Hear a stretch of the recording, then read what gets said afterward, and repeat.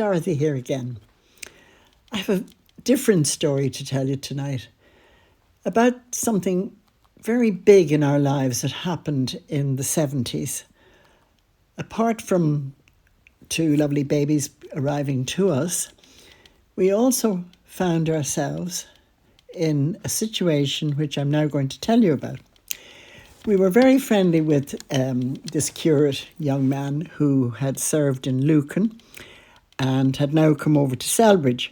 So he would come and visit us and, we became friends and he felt he'd a home from home. So anyway, he was transferred to the Pro Cathedral in Dublin. So after a few months there, he phoned us up one evening. He said, look, would you and Noel come in, Dor? And he said, have a drink and I want to have a chat with you. So we went in anyway, not knowing what we were going to hear. So it appears that the Pro Cathedral, which is right in the centre of Dublin, the priests from there service the Rotunda Hospital. So in the course of the priest's duty, they would go up there, and apparently there were a lot of young girls who weren't married and had come up from country parts of Ireland because they couldn't stay at home. It wasn't acceptable to have a child out of wedlock. And some of them, parents had big jobs maybe in politics or county councils, and they just wouldn't take this, as they called it, shame. So anyway, the priest said to us, he said, these girls, they can't obviously stay for all of the time in the Rotunda, but he said the last 3 to 4 months is pretty vital.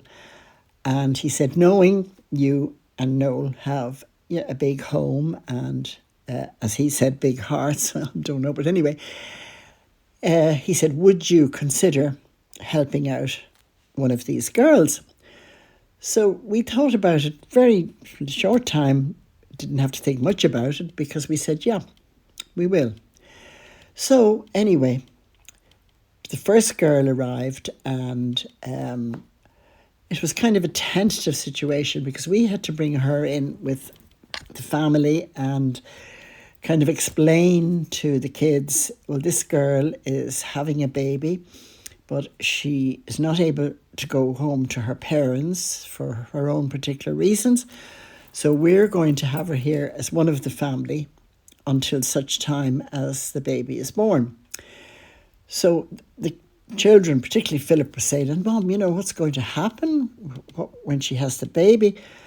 Oh, I said, she has to give the baby up for adoption. And he was absolutely horrified. He said, oh, that is an absolute terrible shame. So I said, indeed it is, but they feel that they don't have any option. So anyway, the young girl arrived and my heart went out to her because she was a lovely young girl from a country town in Ireland, and her father had a big local job, and she said she daren't go home, and in fact her mother didn't know she was pregnant. So I said, oh God, have they heard from you? Are they worried about you? And she said, yes, she said, I've been sending letters to my sister in England and, telling her I'm in the situation I'm in. And she said, I also send her in that an envelope with a letter from my parents, so she forwards on. So my parents think I'm working in England. So I thought, oh my God, what a sad situation for the poor kid. Here she is, pregnant, can't go home, can't let her parents know. So anyway, I explained that to my children, and I think they found it a bit difficult to understand, and particularly at times when any of the girls, I had several over the few years, would be not in good form and needed a bit of kind of TLC. But anyway, as usual, they were fantastic. There was Philip, Lisa, Connor. Now, Emma was only a baby at that stage. She was only about a year and a half or two. So anyway, the first girl, she said, when I I have to go to Mount Carmel to have the baby. And I said, and what happens then? And she said, well, I'm giving the baby up for adoption. And I said to her, are you absolutely sure? And she said, oh, yes. She said, the child would have no future with me. And I said, what about the father? Or she said, he's not in contact, or he doesn't know anything about it. So anyway, I just said, right, well, whatever you think is best, but it's a very big decision to give up a child.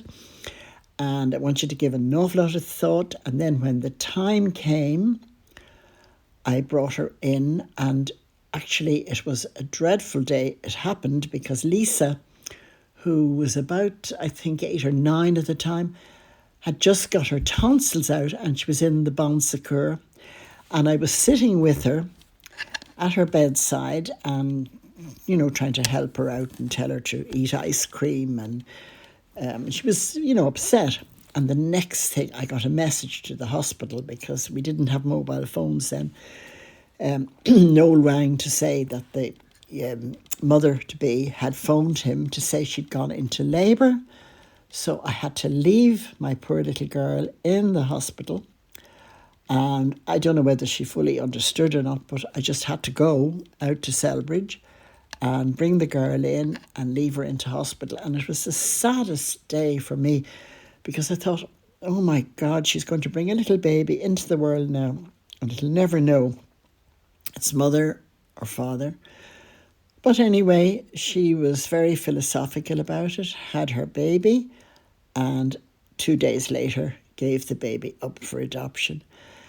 And so then she recuperated for a little while with us, and then when she was fit and ready to leave, she went off. So then after another couple of months, they rang us again, and they had another girl who was also from the country in Ireland, and she was pregnant and having a little baby. So anyway, she came, and I'm not giving any names, obviously, or where they come from. It's very confidential. So she was lovely, and she fitted in very easily into the family. And we all grew to love her, and she was great. She'd get in and say, I'm going to help you now today. What are we doing for dinner? And I said, well, if you're able, but you don't have to. But anyway, she was great. And so, same story, she had her little baby. And every week, the boyfriend used to come and visit and take her off for the day. And I said, can you not decide to get married and keep the child? And she said, oh no, my parents won't tolerate because he's not good enough for them. So anyway, she had the child, and she came back and she said, can I stay with you? After she gave the baby up, she said, can I stay for a while? She said, I can give you some help in the house. So I said, well, that's fine if you want to take a little job and I'll give you pocket money. And so she stayed with us. And then what happened? Didn't she get pregnant a second time? So this is a few months now after the first child was born, and it was the same boyfriend, obviously, and the parents under no circumstances would allow them to get married. He wasn't good enough.